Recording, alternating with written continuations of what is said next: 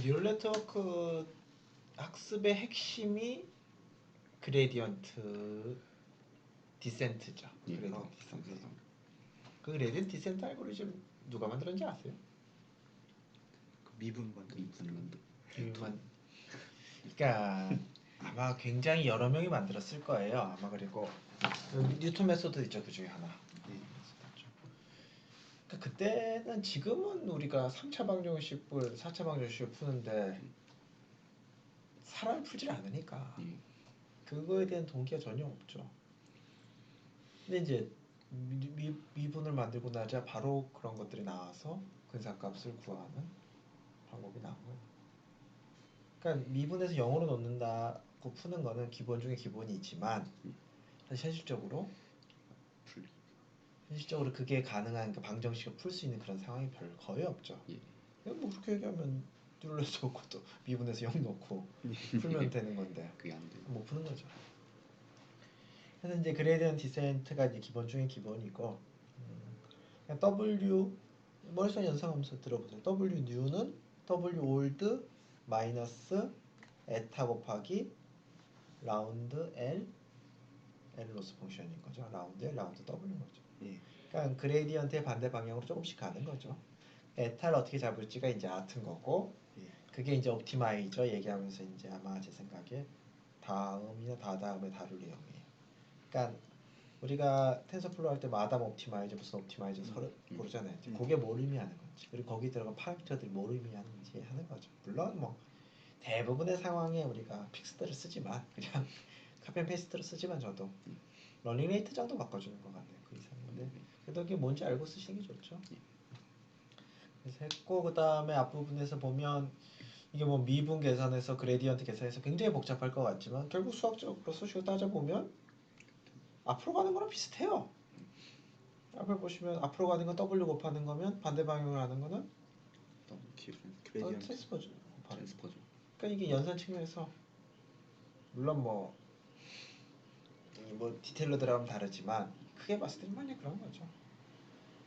그러니까 이제 그렇게 해가지고 그 그레디언트 계산을 다 했고 그 에타 조절하고 이런 거 러닝 에타 조절하는 건 이제 앞으로 할 거고 뭐 컨셉에서 끝났는데요. 굉장히 재밌는 게 그레디언트를 제가 웨이트를 업데이트할 때 쓰지 않고 입력까지 쭉 가져가는 거죠. 이제 그런 것들 갖고서 지금 벌써 우리 딥들이 한번 했지만 굉장히 재미있는 뉴럴 네트워크를 이해할 수 있는 재미있는 결과들이 나오는 거죠. 자, 그것들을 모아놔 봤어요. 자, 이거 라운드 X1까지 계산한 거죠. 그렇죠? 그레디언트 쫙 잠깐 더 간 거죠. 그렇죠? 그리고 뭐 텐서플로우에서도 잘 지원이 돼 있어요. 그레디언트 계산하는 게. 두 개의 텐서 주고서 그레디언트 계산하고 쉽게 계산하죠. 이런 수식을 써가지고 인풋을 업데이트 할 수 있어요. 뭐 이런 수식을 쓰실 수 있는 건 좋고 그 다음에 코드로 짜실 수 있는 건 필요하죠. 그래서 저 이미지를 넣어가지고 뉴럴 네트워크 아웃풋이 나오는데 아웃풋이 나오는 거랑 빌딩이라는 거의 차이 뭐 크로스 엔트로피 같은 거 써도 되겠죠. 그러니까 이 뉴럴 네트워크가 뱉은 레이블과 내가 갖고 빌딩이라는 원한 레이블의 크로스 엔트로피 차이가 목적 함수인 거죠.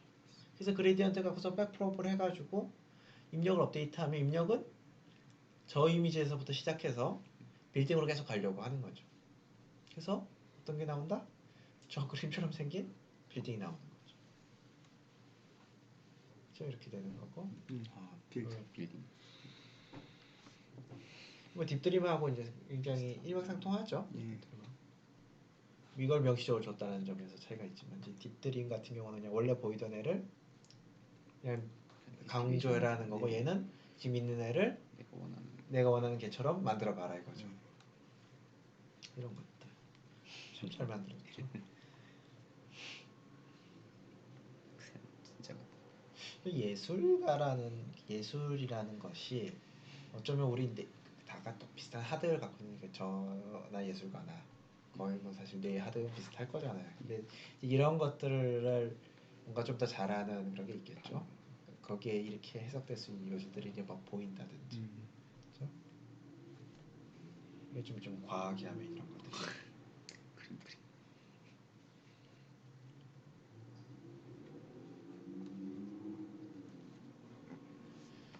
자, 이번에 어떤 거냐면요. 자, 이 뉴럴네트워크가 생각하는 뭐 지금 C라고 썼는데 클래스 C번째 클래스는 도대체 뭐냐라는 거죠. 그냥 다짜고짜 뭐 노이즈, 무에서 시작해서 만들.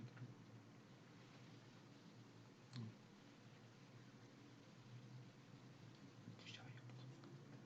그러니까 뭐냐면 저 예를 들어서 C가 무슨 레이블이라고 할까요? 그냥 제가 좋아하는 범고래라고 합시다. 범고래 레이블이고 노이즈를 해가지고 범고래 레이블이 진짜 세게 나오도록 SCI 요게 그거예요. 범고래. 이게 세게 나오도록 10번째 클래스 범고래가 세게 나오도록 백프로브를 해서 이걸 만드는 거죠. 그럼 뭐가 만들어지겠어요? 범고래처럼 동그랗처럼 생긴 뭔가 형태, 패턴. 그거를 기대하고 했는데 해봤더니 좀 딥드림 할 때 처음에 나왔을 때 좀 실망스러웠잖아요. 고주파만 너무 심하게 나온 뭔가 인간이 해석하기 어려운 그게 나오는 거죠. 그래서 뭐좀 레귤라이제이션 텀이라고 하는 거죠. 이 레귤레이션 텀은 굉장히 다양한 뜻으로 쓰이는데 우리 SVM 할 때 레귤라이제이션 텀 기억하시나요? 그런 표현을 많이 썼는데 그 스포트. SVM의 목적 함수를 가만 생각해 보시면 트레이닝 셋을 잘 분류해라는 목적 함수 부분이 있어요. 그렇죠? 사실 딥러닝에서 쓰는 목적 함수가 딱 그거죠. 트레이닝 셋을 잘 분류기. 근데 SVM 또 뭐가 붙어 있었죠? 2분의 1 W 제곱항이 더 있었죠. 그러니까 한쪽은 트레이닝 셋을 잘 분류하라는 거고 플러스 2분의 1 그게 레귤라이제이션 텀으로 해석할 수 있죠. 뭐냐 하면 아무 파라미터나 가져다 쓰지 마라 이거죠. 레귤레이션 텀은 굉장히 다양한 뜻으로 쓰여요. 여기서는 이미지를 만들어서 저기 그 범고의 클래스를 숫자 키우는데 좀 이미지 같은 거 만들어라 이런 거죠. 숫자를 뭐 이미지 만드는데 뭐 마이너스 100만 플러스 1000만 왔다 갔다 이런 거 만들지 말고 좀 뭔가 이 제곱의 합이니까 뭔가 숫자들 좀 적당한 범위의 숫자를 써서 해라. 0 주변의 숫자 써라. 이게 레귤레이션 텀을 더한 거죠. 그래서 좀 해석하는 게. 그래서 이제 거위 클래스냐?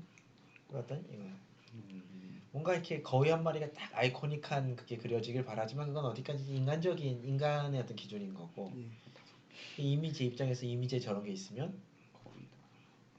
보시면 뭐 이런데 거위가 이런 패턴이 있으면 그냥 거위라고 하면 되는 거고 이런 건 더 많으면 더 좋은 거죠. 그래서 이거를 이 뉴럴네트가 생각하는 어떤 거위의 아이코닉한 이미지인 거죠.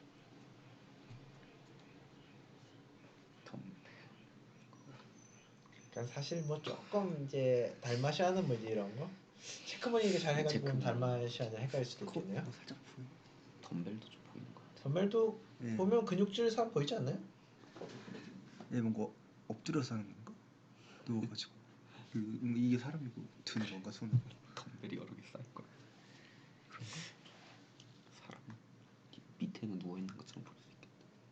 그러니까 이런 것도 사실은 내가 잘 했는지 판단하는 간접적인 거죠. 이런 걸 보여줌으로써 내가 학습한 뉴럴네트워크 때 사람들이 좀 더 신뢰할 수 있는 거죠.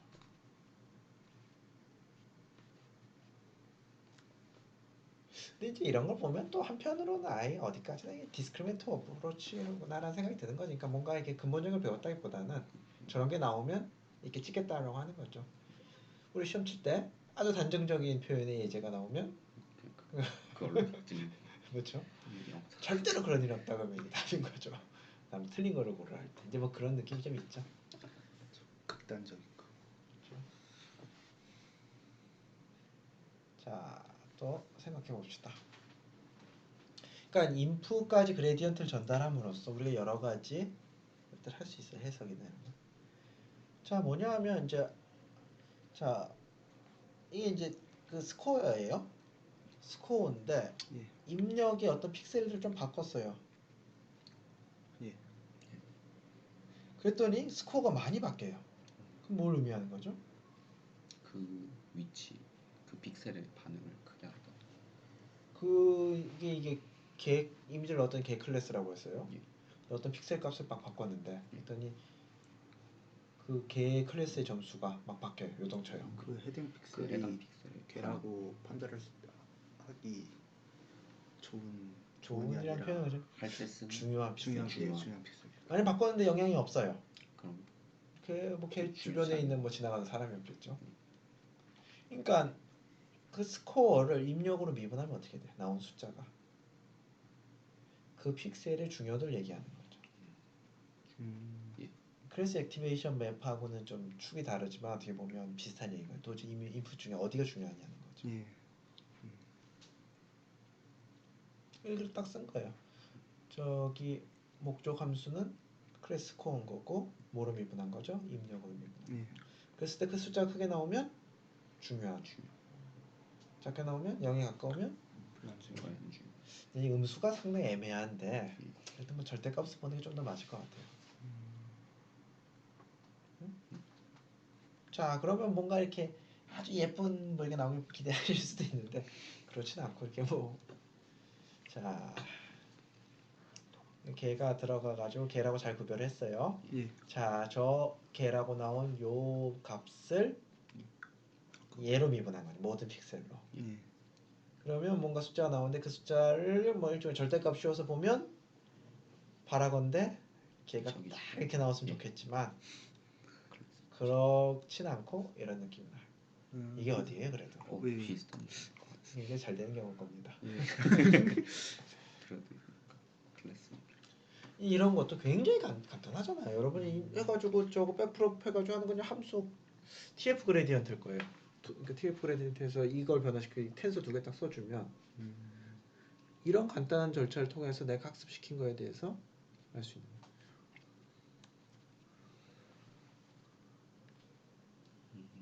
다 잘 나오네. 클래스 맵하고 좀 느낌 비슷한. 아니 클래스 맵이랑 클래스 액티베이션 맵이랑 굉장히 목적 측면에서 가깝죠. 예. 가깝죠. 그걸 달성한 방법은 좀 다르긴 한데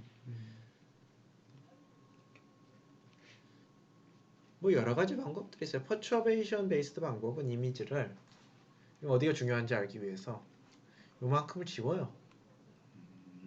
그래서 넣어서 점수 계획 얼마인지 요만큼 지우고 이걸 다 해봐요. 그랬을 때 많이 흔드는 애가 퍼처베이션이 흔드는 애가 중요한 애가 그런 식으로 한다든지 뉴럴 네트워크가 배운 거를 간접적으로 파악하는 건데 중요한 방법이죠. 이 방법의 장점은 계산량이 굉장히 적다는 거겠죠. 퍼처베이션 방법은 가리고 넣고 가리고 넣고 가리고 넣고 자 이거는 굉장히 유명한 논문이고 아마 이 그림은 거의 모든 분들이 보셨을 겁니다. 자 결론부터 볼까요? 자, 그러니까 이 이미지를 고스타일로 바꾸고 싶은 거예요. 어떻게 하면 될 거냐는 거죠.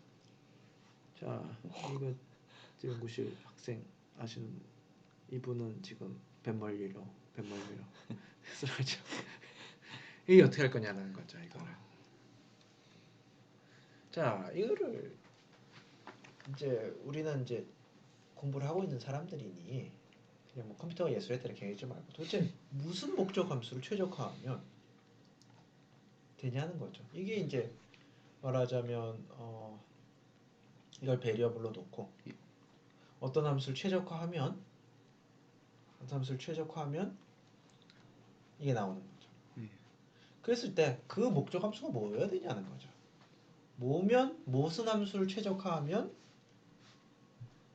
여기에 이런 게 만들어지냐는 거죠.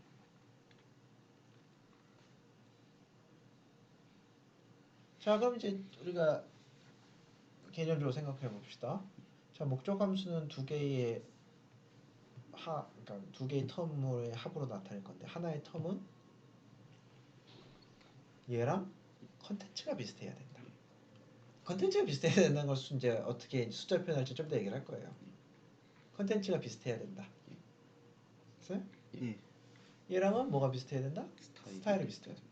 그러니까 목적 함수를 컨텐츠 로스 플러스 스타일 로스로 두고 그거를 최소화하는 얘를 찾으면 백프로파게이션으로 저런 이미지가 만들어지는 거죠. 자, 컨텐트 로스가 어떻게 정의하면 좋을까요? 두 이미지가 컨텐츠가 비슷하다. 뭔가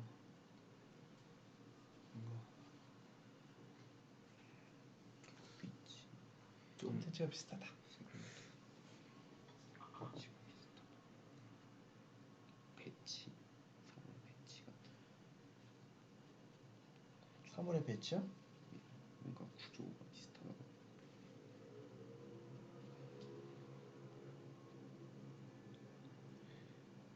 자, 이게 그 다 좋은 얘기예요. 그거를 숫자로 얘기하셔야죠.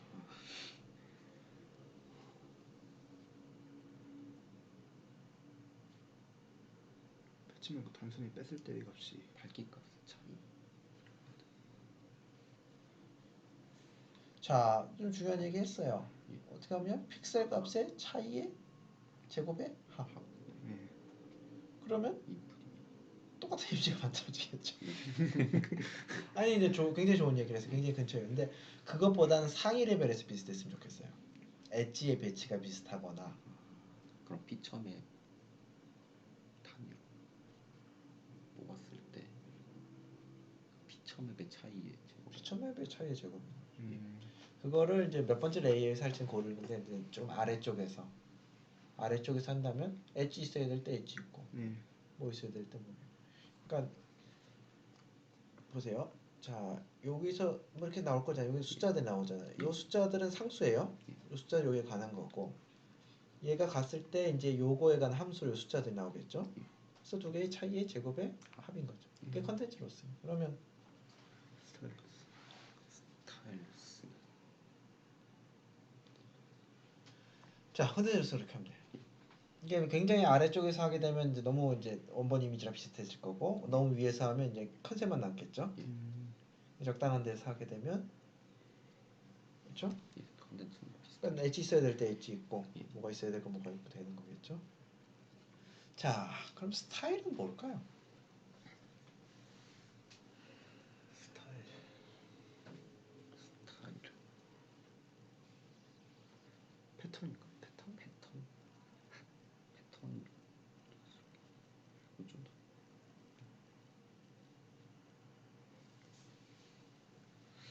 밝기값. 사실 컨텐츠 로스를 맞추신 것만 해도 사실 대단하다고 생각해요. 사실 저 스타일 로스는 관련 전공자가 아니면 사실 판단하기 알기 어려워요. 예, 저건 그러니까 사실 굉장히 사람들이 많이 연구했던 거거든요. 도대체 이미지가 주어진 텍스처는 도대체 뭐냐 이든지 우리 느끼잖아요. 어떤 저런 텍스처 느낌. 예. 저걸 어떻게 숫자로 표현할 것인가. 아주 대강 얘기를 하자면 텍스처는 그러니까 어떤 패턴들이 어떻게 얘기를 해야 되나? 그러니까 뭐 내가 그래서 두 칸 건너랑 어떤 관계가 있는지, 세 칸 건너 어떤 관계가 있는지, 그러니까 이제 서로 서로의 관계인 거죠. 주변 픽셀. 그러니까 주변 픽셀의 관계라기보다는, 그러니까 이게 한 점 한 점 보면 이 텍스처라는 게 한 점 한 점 보면 사실 그냥 평범한 거죠. 예. 그러니까 이게 어떻게 배치돼 있냐고 되는 거죠. 예. 그래서 저도 좀 수학적으로 정확히 기억이 안 나는데 대강 컨셉으로 쓰자면 저기 어떤 액티베이션이 있겠죠. 액티베이션 맵. 예. 자, 걔를 트랜스포즈 해야 되나? 자, 이놈 찾아봅시다. 자, 요놈 자 구글링 해보죠. 자, 다 돼갑니다.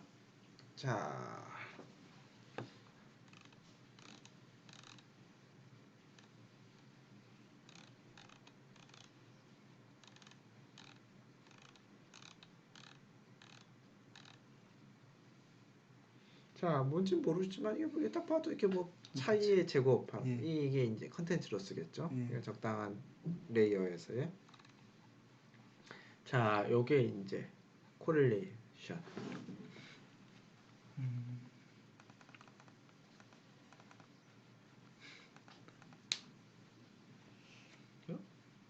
아이고. 이게 이제 어느 레이어에서 뽑을지 얘기 된 거죠. VGG 썼던 거고. 자, 요게 그 코릴레이션을 얘기해 주는 거, 스타일을 얘기해 주는 거죠.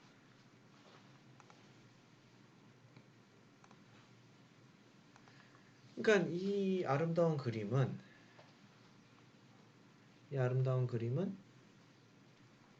우선 얘 계산해 가지고 다 저장해 놓으면 되겠죠. 상수? 얘 계산해 다 저장해 놓으면 되겠죠. 더군다나 뭐 이건 그 그램 매트릭스가 그냥 계산하면 되는 거고. 그래서 나오는 숫자랑 요거의 차이, 나오는 숫자 이거의 차이를 목적함수 두 개를 더한 목적함수에서 백프로포게이션을 하면 얘가 균형점을 찾게 되는데 이런 스타일의 이런 컨텐츠를 가진 그게 요건 거죠. 이런 이제 목적함수를 잘 이해하려면 이거는 좀 어느 정도 이미지 프로세싱에 대한 지식이 있어야 되겠죠.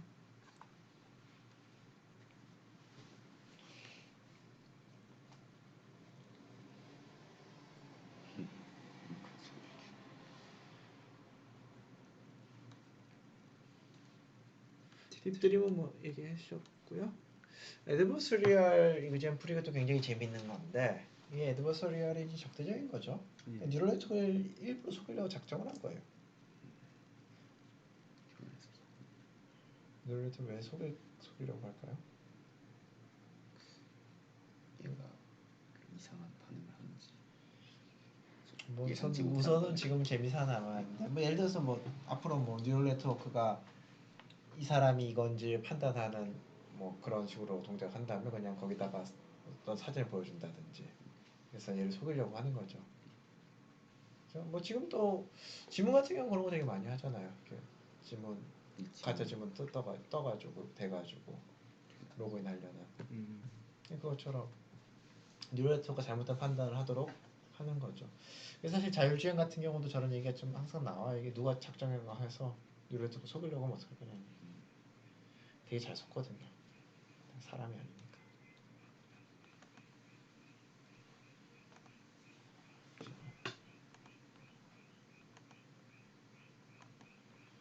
자, 어떻게 속이냐면 별로 어렵지 않아요. 자, 입력 이미지가 있고 그냥 처음에 노이즈예요. 쫙 해가지고 크래스를 얘기하겠죠. 이게 보면 이게 인셉션 보이스니까 그 구글넷이 여러 버전이 있는데 버전 중에 하나죠. 자, 여기서 뭐라고 나왔어요. 근데 입력을 백프롭을 갖고서 이 노이즈를 바꿀 건데 뭐가 최대가 돼야 되냐면 그냥 엉뚱한 클래스가 다른 클래스가 최대가 되도록 얘를 바꾸는 거죠.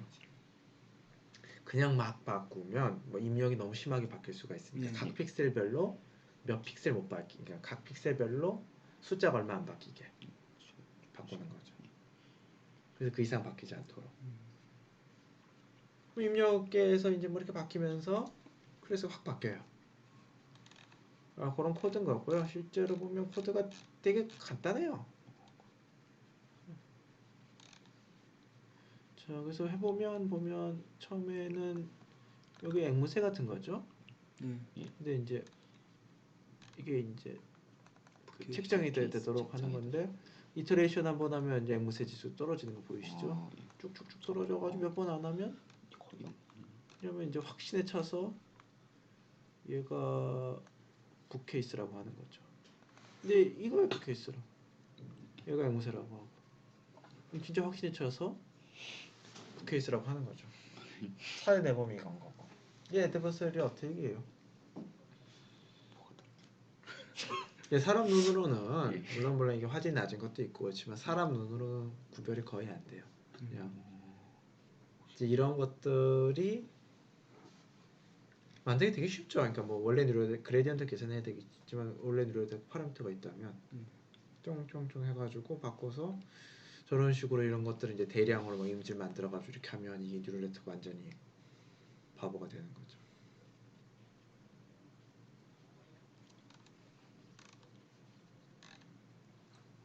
이것도 케이스.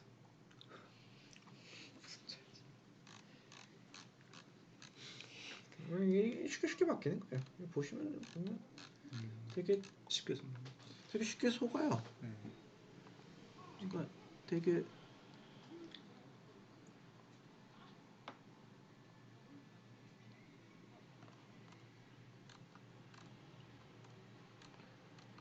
자, 여기 코드 잠깐 보시면요. 자, 여기 보시면 뭐 이터레이션이 있죠. 여기 이터레이션 이미지에다가 노이즈를 더하는 건데 뭐 물론 0과 2, 5 사이가 되도록 하는 거고 그레디언트를 계산해서 그렇죠? 그레디언트 계산해가지고 그 방향으로 계속 더하는 거예요. 그레디언트를 계산해가지고 뭐 그 방향으로 계속 이렇게 더해 나가는 거죠. 그러니까 이걸 내가 원하는 클래스로 만들어 올 수 있는 그레디언트를 계산해서 원본 이미지에다 혹은 노이즈에다가 그거를 계속 더해 주는 건데 원본 이미지에서 크게 벗어나지 않도록 더하는 거죠. 리퀘스트 호커 아니면 이제 더하는 건데 노이즈 리밋만큼 해가지고 클립에서 더하는 거죠. 이게 사람들이 생각하는 거고요. 이게 굉장히 흥미로운 측면이 자 A 뉴럴 네트워크의 얘를 고양이와 개를 헷갈리도록 애드버셔리 그 제품을 만들었어요. 이 개인데 뉴럴 네트워크 고양이라고 판단하도록 개랑 고양이 너무 비슷하죠. 그런데 이 이미지가 개인데 얘를 빌딩이라고 판단하도록 학습을 시켰어요. A 뉴럴 네트워크요. 그 이미지를 B 뉴럴 네트워크 가져오면 어떻게 할까요? 그럼 빌딩이라고 해야 될 것 같은데. 아 그래요? 근데 개라고 할 것 같아. 지금 이거 봤을 때는 너무 비슷해. 이게 생각을 해보면 지금 A 뉴럴 네트워크를 속였잖아요. 예. A만 속이고 이제 B한테 가가지고 보시면 이미지 별로 안 바뀌었잖아요. 예, 그럼 예. B는 안 속아야 될 것 같은데 예. 개라도 나올 것 같은데. 개라고 나올 것 같은데. 근데 B가 유의미하게 높은 확률로 속아요.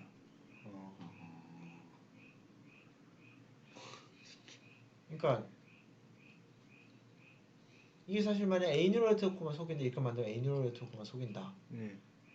그럼 뭐 그럴 수도 있는 거죠. A 뉴럴 네트워크의 어떤 허점을 잘 근데 A 뉴럴 네트워크를 속이는 애들은 물론 다 100%는 아니지만 그냥 우연이라고 하기에는 너무너무 높은 확률로 B 네트워크 속이고 C 네트워크 속이는 거죠. 그러니까 우리가 뉴럴 네트워크에 대해서 학습 과정에 대해서 아직 이해 못하는 부분이 있다는 얘기죠. 지금 말씀드린 이거 같은 경우는 설명을 잘 못하는 거죠. 왜 A 뉴럴 네트워크를 속인 이미지는 B, C도 잘 속이느냐. 그런데 완전히 다른 조건에 다른 네트워크 구조를 가져서 학습되는데 뭐 그런 것들이 뭐 아직도 이제 질문이 있는 거고요. 뭐 언젠간 누가 답변을 하겠죠. 자, 이 정도의 코드로 그냥 그런 것들 찾을 수 있다. 그것도 시간도 금방이에요. 쫙 해가지고 뭐 찾아 그레디언트 계산 금방이거든요. 자.